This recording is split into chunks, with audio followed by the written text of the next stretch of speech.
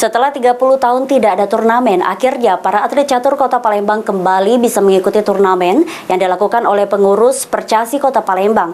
Kejuaraan yang berlangsung dengan masa pandemi ini berlangsung dengan tetap mematuhi protokol kesehatan.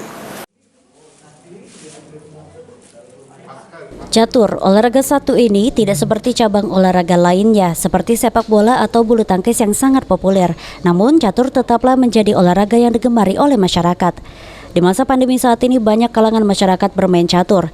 Oleh karenanya untuk kembali meningkatkan prestasi catur, PB Percasi Kota Palembang menggelar turnamen bergu catur tingkat Kota Palembang.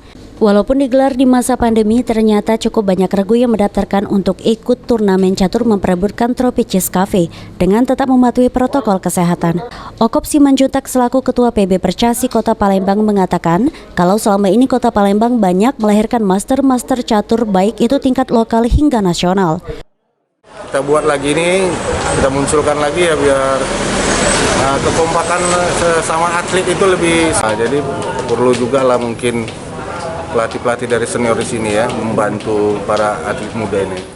Dengan digelarnya kejuaraan catur ini, salah satu peserta yang juga merupakan atlet catur daerah Sumatera Selatan mengaku cukup senang sehingga bisa meningkatkan prestasi.